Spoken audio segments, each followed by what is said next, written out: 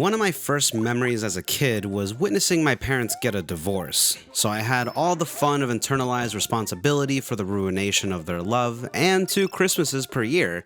Needless to say, the 90s were pretty awesome for me.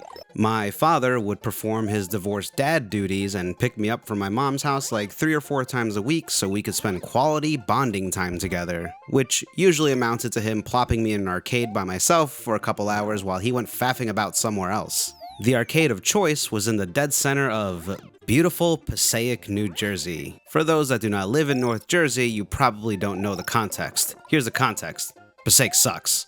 And I mean really sucks. As one should expect from a Passaic arcade, this one was chock full of rundown machines that if you think now they're outdated, you should have seen them back then. Also outdated. Frankly, the most high-end basic arcade machine was one of these Neo Geo brand multi-cart cabinets. Wonder why? Well, SNK, the creators of the Neo Geo brand, broke into the arcade scene in a very interesting way. Arcade machine production wasn't very cheap in the 80s. A basic cabinet like these ran a place well over $3,000, and that's just housing a single specific game. Never mind giant bastards like these, I don't even want to think about what crap like that cost back then. SNK saw this and figured out a way to develop modular cabinets which, simply put, means an arcade cabinet that can hold multiple games at once where the player gets to choose which title to start, and exchanging said games was as easy as opening it up and swapping out the cartridge, which also went for really cheap. Housing multiple games in one cabinet fractionated the cost for arcade variety tremendously, so this was really appealing to areas that couldn't afford a lot of high-end machines, which was basically all of South America. Stack that with kids getting their gaming on at arcades more than anywhere else in that region, since consoles were also too high a price range for poor consumers during the 90s over there. And still now, honestly. If you've ever went to an arcade attached to your local mall and wondered why you consistently saw a gaggle of middle-aged Latino Sears employees on their lunch break hogging the King of Fighters 11 machine, that was pretty much the only factor. SNK games simply thrived in Mexico and Latin America due to the low production costs. That's it for the history lesson. The point is, this arcade was poor and cheap shit too. So of course they had one of these babies. Among the 4 selectable games, one of them was Metal Slug. Not just an inference of a bullet, it's the name of its iconic tank you take control of throughout the entire series. I was already pretty familiar with Contra at the time, fighting frivolously in Contra 3 while watching my brother finish the remaining stages on his own multiple times. But this game caught my eye immediately. It looks like a run and gun, but much more cartoonish. The characters and the effects are so big, it's all very expressive. It was like a violent animated show that I got to control.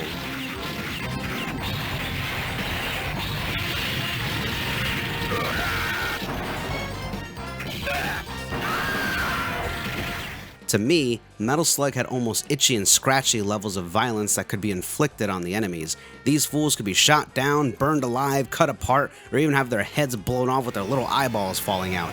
So on the weeknights I spent in the arcade, I loved dropping in some quarters and shooting up soldiers to my heart's content when the machine wasn't being hogged by some son of a bitch who only plays Super Sidekicks 2. I swear, he'd sit there playing Super Sidekicks 2 for hours, and he was always accompanied by his dad, whom I only remember looking like Bane from the Batman animated series, so bullying him away wasn't an option. There were times it got so bad that I'd unplug the machine at the chance that he'd piss off and go play something else. This never worked, by the way, he just got an attendant to plug it back in. If he didn't grow up to become a professional soccer player, I would be stunned. I want my goddamn childhood back, Harold!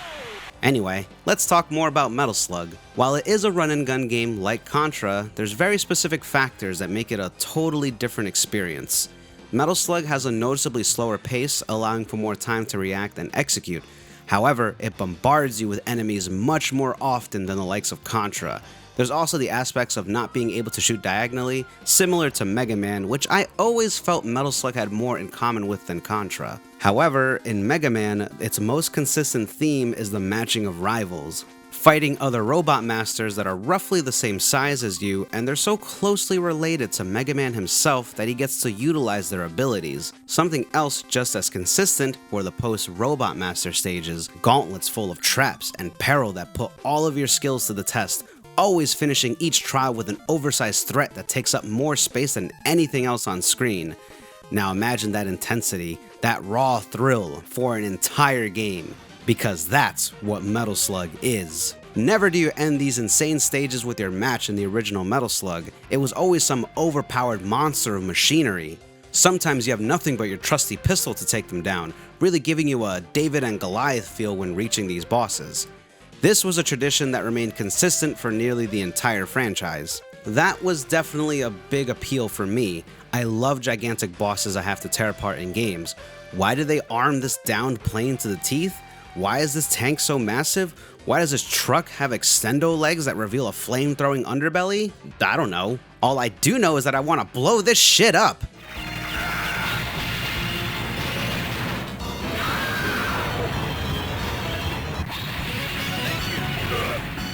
It feels more satisfying than jumping on a dude's head 3 times, you know? I also like its light narrative too. You get an idea of what the story is, despite that the game never really shares a single word with you. Parachuting onto the scene, a 1 or 2 man army shoots and cuts away at unsuspecting soldiers. You commandeer a powerful vehicle in their possession on occasion as you blast through the Rebel Alliance in your trusty Metal Slug. There's also some more noticeable motifs they sport, such as this flag with clear connotation. A nice touch was seeing Morden, the main villain, riding an early boss vehicle while trying to gun you down with his bazooka. As you destroy it, you witness this bastard get chucked out of the exploding bomber just to be rescued by one of his grunts. Who was that? It isn't until the final battle that you run into him for one last fight.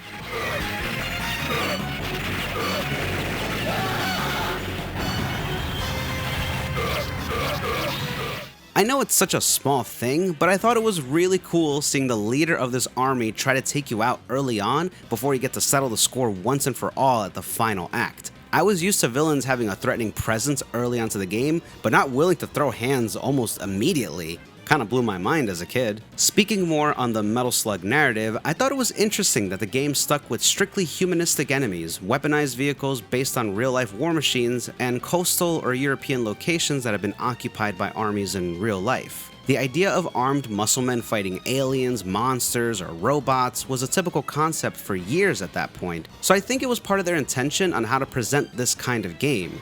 It was war.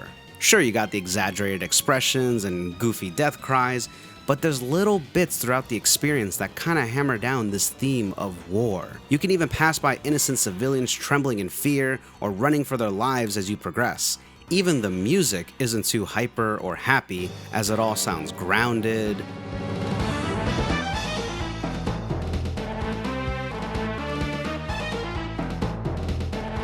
panic-inducing,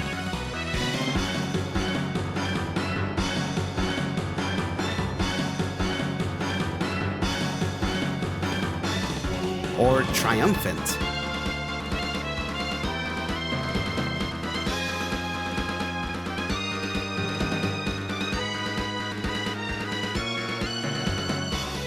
Despite being a product of the 90s, the original Metal Slug did not feel the need to be dark and brooding like so many other pieces during this time. Even for a violent action game, the only sense of darkness you'll come across is only there if you're really looking at the big picture. This was total war. Not that total war. I was still in that little brother state where if my older brother liked it, that means I'm gonna follow suit. Games, cartoons, music, whatever. But Metal Slug was something I remember finding on my own. It was the very first game that I didn't just bumble about with my older brother. He was more of a time crisis guy and always more interested in bigger machines like those. It felt nice discovering something by myself for once. And I'm sure you can imagine me as a 7-year-old. Yeah, I stunk at it. But the game had a very fair learning curve, where the first stage doesn't have any immediate peril or even enemies that spawn from behind, so you just need to worry about the enemies ahead and their telegraphed attacks.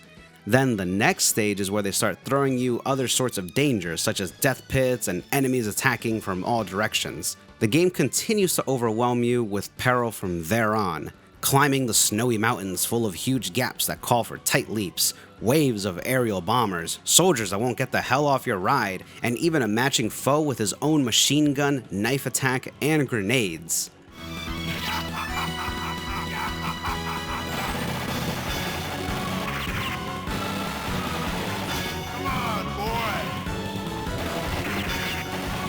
This is practically the only match the entire series ever has you face against, having literally all the same advantages as a player, save for maybe jumping maneuver. Alan here ended up being the most iconic foe for the entire series.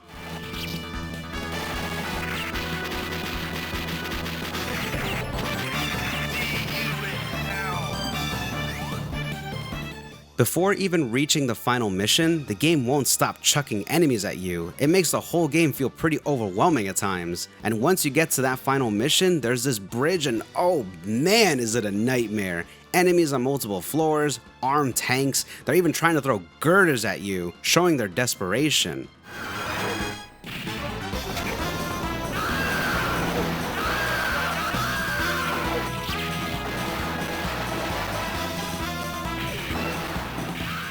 And you better have saved some ammo because they don't give much for you to work with here. This bridge was always a run killer, bombarding you with projectiles and enemy vehicles. That's why it feels appropriate that once that bastard Morden comes and blows that bridge down, this boat ride to the final arena feels more relaxed, almost. There's still enemies trying to kill you, but with the mounted machine gun and auto-scrolling, it feels like you're finally getting to the waning army while this victorious track is blaring by your side.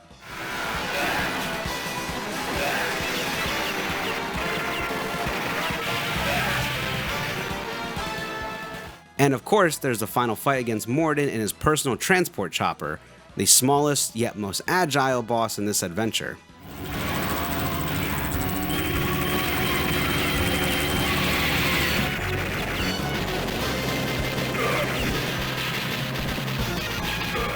Metal Slug was a very different kind of game for me at the time, and I remember having really conflicting feelings about this kind of challenge as a kid, seeing that high score go up and up when I was doing well, and how easily it gets neutered if I die or plunked quarters on the same run. I also found it very strange that you can never earn any extra lives throughout the game, and that was consistent for the entire series. On one hand, sure, I can put in a quarter and hit continue to force my way through these ordeals to see the end, but it feels so much more gratifying when I manage to clear the entire adventure without having to use one. This was the game that first motivated me to hone my skills, remember the perils ahead, and get through them flawlessly. It even affected how I played home console games like Sonic, where if I took a hit, I'd prefer to just start the entire stage over. Pretty much all emulators had a save anywhere function, but I never used it to cheat in games I was already familiar with. Instead, I used them as an easy way to restart a stage after having already beat the game normally. That's because I just wanted to get better and better at those stages and didn't like the checkpoints in most of these games. When it came to a kid with meager quarters at the time, starting over and learning in order to do better was the optimal way to make those quarters last. So the way I saw arcade games as I was growing up is that if you're really digging the game, do your best to learn everything in it. If you have the time to simply start over when you die, do that. It'll help you hone your skills, play better, and get farther. Of course, that only applied for arcade games that struck a deep chord within me. I'm not really in the department to master Pig Out, or games with horseshit difficulty spikes like most of Midway's library. This mentality would bleed onto other linear games with set stages for me as well. That includes Contra once my motor skills are able to competently play those games. I think that's why Metal Slug became such a significant part of me. I loved understanding and conquering its design, and it changed how I look at challenging arcade games as well as 2D action games.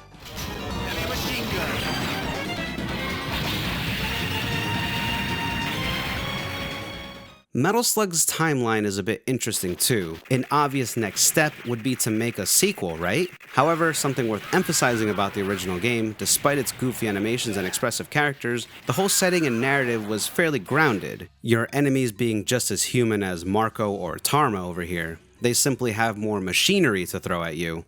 All machinery that's based on real-life weapons and vehicles of war. That idea would remain completely exclusive to the first game's experience, as all of its sequels heavily dove into fantasy elements to assemble its structure and enemy lineup. Aliens, robots, time travel, mummies, zombies, aliens that are alien to the aliens we mentioned before, and a demon god thing. No longer was it a simple war, but rather threats of universal scale. The fate of planet Earth was left on the PF squad. These goofs. And this squad's answer to any and all threats was a bunch of guns.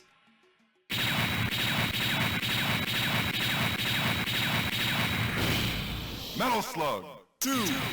I guess I can talk a little bit about these sequels. I don't think my takes are much different from what people have heard a billion times, but here goes. Talking about Metal Slug 2, it was surprisingly awful.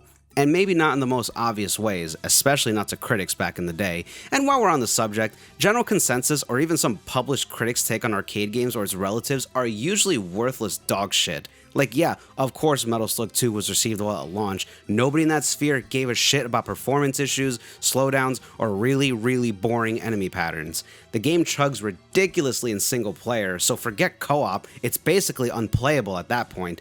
But the critics didn't care, it was just more Metal Slug, so they were happy. This is probably the same ilk that calls Scott Pilgrim one of the best beat-em-up games ever made, despite being terribly designed. However, the positive reception didn't stop the developers from going back and fixing their mistakes. Metal Slug 2 would be rebranded with an experience they could take pride in. Metal Slug X! See, even the announcer sounds more excited about this one. More weapons, bigger enemy variety, remixed locations, more colorful atmosphere. Now this was a bombastic and exciting sequel to Metal Slug.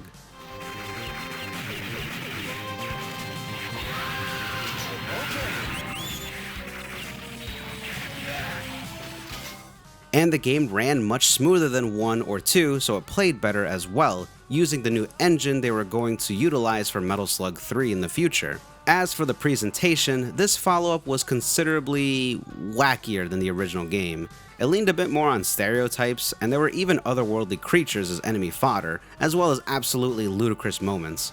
Perhaps if I was older at the time, I would have been mildly disappointed that Metal Slug dropped the grounded war aspect, but Metal Slug X just kicked so much ass that my 8-year-old brain didn't care. After all, going with more fantastical setups led to some amazing confrontations. A year later came Metal Slug 3, the final main entry to have any blood left of the original team, and my god did they pack this game up to the absolute brim. Even more types of enemy encounters including zombies, yetis, robots, small larvae, big larvae, giant locusts, possessed pottery, it just goes on, and the difficulty got seriously ramped up. There's barely any room to breathe in the first stage, and it only gets tougher from there. We've also got branching paths to consider, upping the replay value tremendously. Even without the branching paths, the campaign itself is ridiculously long. It takes roughly twice as long to clear than Metal Slug 1 or X for the average player. Think of what that means for a player that wants to clear Metal Slug 3 without using a single continue. Your skills need to stay on point with razor sharp focus for so much longer. And ending the game with a ridiculous mission that sets you in outer space fighting an oppressively huge alien force is simply a scenario that can't be topped.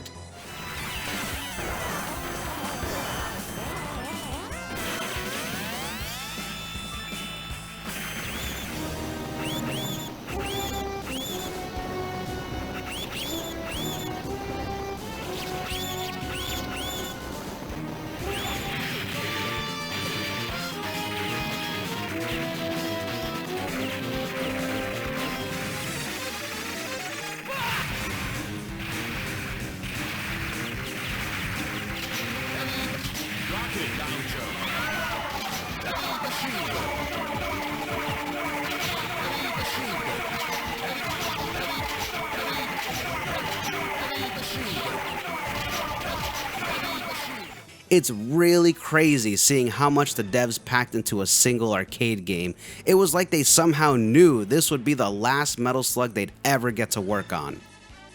Oh wait, they probably did know. Playing Metal Slug 3 with folks that are less familiar find the game absolutely frustrating, and witnessing this reminded me of how I reacted back when the game was brand new.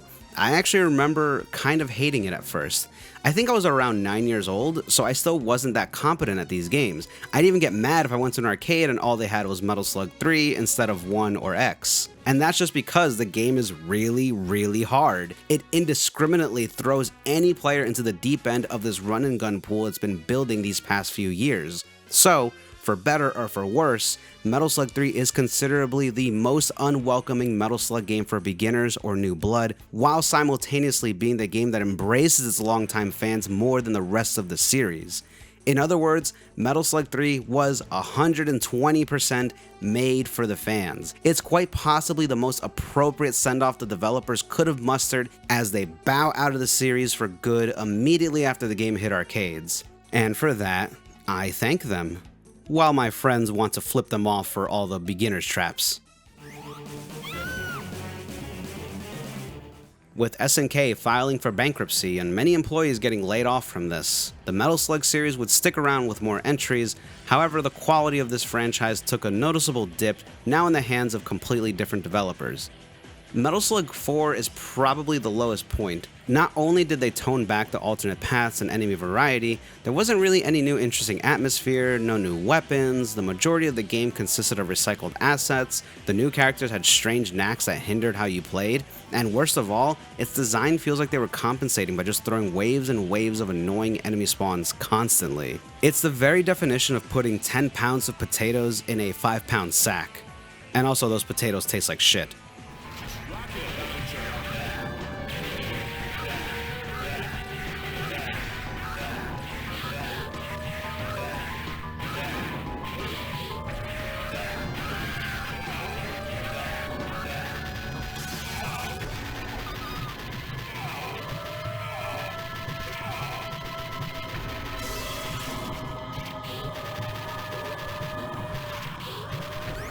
Supposedly the budget was microscopic when it came to Playmore creating this new entry, but I can't find any concrete citations on that.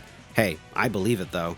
Metal Slug X and 3 reused some assets from the previous games as well, but not this much. The amount of recycled sprites I was able to pick out at the ripe age of 12 was embarrassing. Then there was Metal Slug 5, which as far as I can tell was made by a completely different group of people from the Metal Slug 4 devs. Let's save the historical breakdown for another video, huh?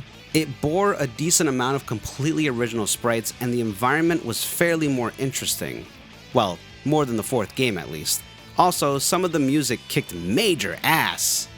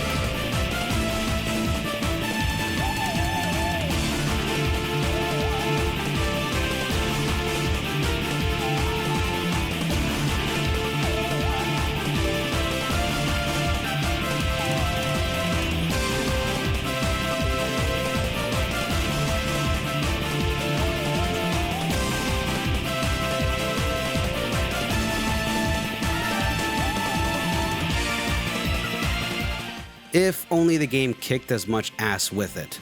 While it isn't as overwhelming as 4's enemy spawns, it just feels needlessly tedious most of the time.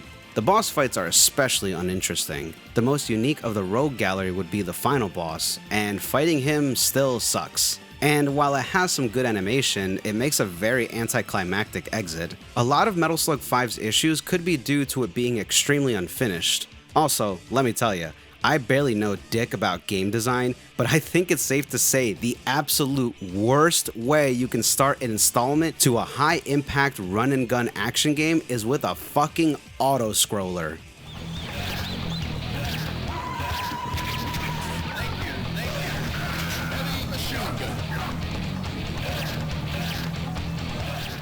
I kind of like the light narrative in this one, and its details. For one thing, this is the only mainline Metal Slug game where you aren't fighting the rebel army, but instead a terrorist organization known as the Ptolemaics. Ptolemaics, and they've stolen the metadata behind the creation of the Metal Slug. So for the sake of the narrative, the enemy's attire, most of their weapons, and even the vehicles they use all look different, if even slightly so. This emphasizes how the enemy organization is completely unrelated to the rebel army, despite how easy it would have been to simply reuse said army and their vehicles.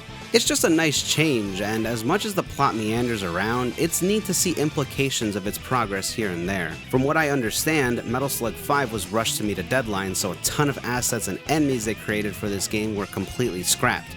That includes new members of your squad, cutscenes that would tell a semblance of a story, and even multiple bosses. Fans have made fully playable builds where they restore as much of this cut content as they could, which is pretty neat. It probably feels a tad more like a complete arcade package. Metal Slug 6 was another turning point for the mainline series, developed solely by Noise Factory with... Jesus, why did it have so many designers? It made a lot of interesting changes, like making each character have unique attributes and abilities. Marco's pistol was twice as strong, Theo got much more ammo from weapon pickups, etc. My favorite was Ares' specialty in tossing grenades. Ralph and Clark, as they are known in the King of Fighters series, were also added as playable characters. Ralph was essentially baby mode, with his overpowered machine gun punch as well as being able to withstand a single hit from enemy fire. Also, Clark was a little short-sighted, considering his toss move for bonus points could only be utilized for the first 2 stages. After that, there's literally no advantage whatsoever in picking him. With some great enemy variety and unique bosses, this was a really fun mix-up to the typical formula. Metal Slug 6 utilized a new engine, which meant they were able to refine the gameplay noticeably, as well as pan the perspective in ways we've never seen before. One thing I'd immediately change is their backgrounds though. They're all really ugly pixelated paintings. Otherwise, Metal Slug 6 was the first mainline game in a while that actually felt good to play.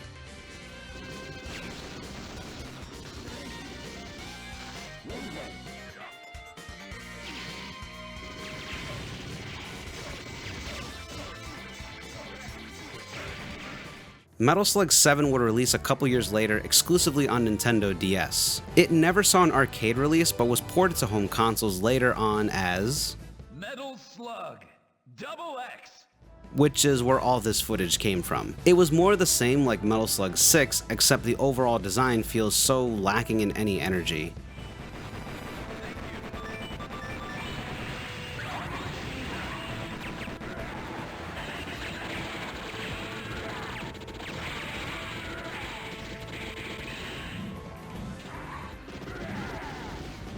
The bosses are especially a letdown, which have no grasp of reality, nor are they interesting to look at. The final boss is literally a big ball that's basically not animated, and it merely recycles the first boss for its tendrils. What was nice about this game's release though was that it had more features than just the main campaign being dedicated to consoles. It's almost as good as all that extra content Metal Slug games would receive when ported to PlayStation or original Xbox that got left on the wayside. Honestly, I'd love to talk about all this extra content the home console ports have, but we'll save that for another time.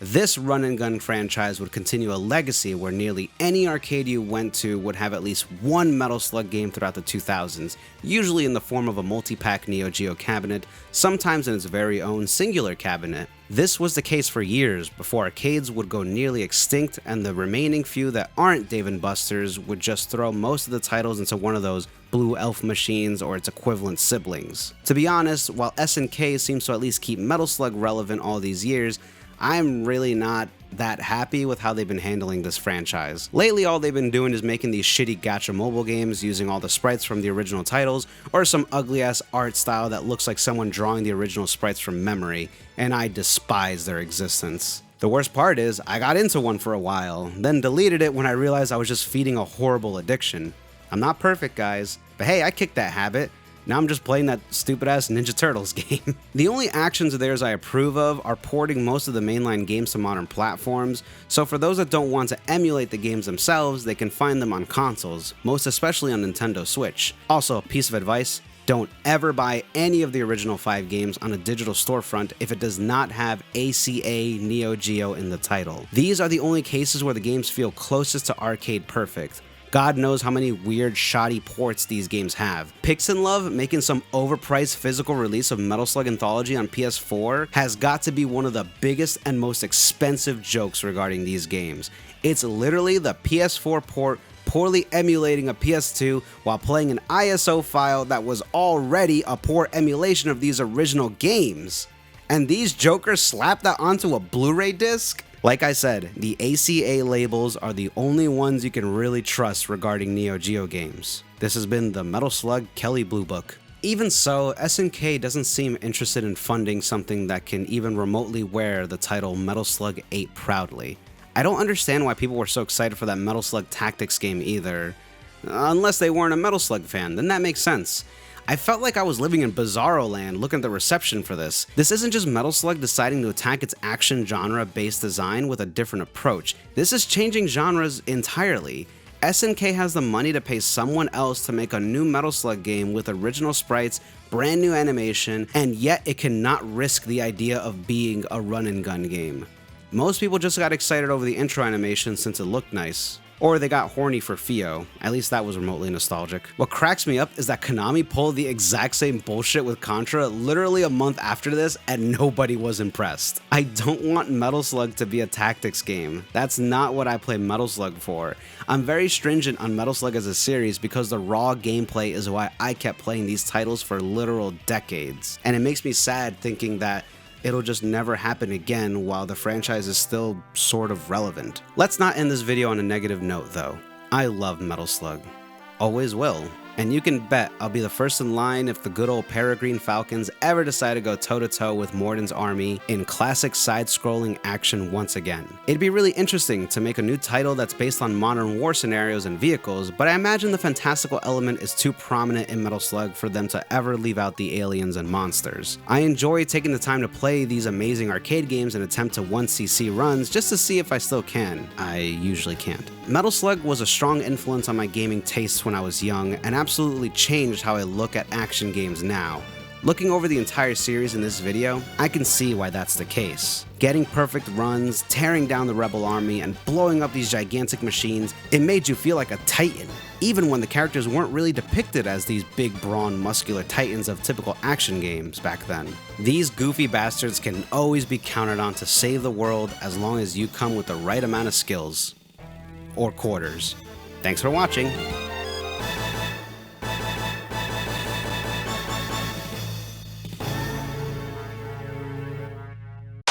Merry holidays to all! I really appreciate all of you that have been supporting me for so long, and I hope this personal little take on Metal Slug made you feel all warm and fuzzy inside. Have a good rest of the holiday season, and you can bet I've got big stuff planned for 2022. That includes streaming regularly on my Twitch channel, so please take the time to follow it through the link below if you're interested. Big thanks to my patrons that continue to support me as well.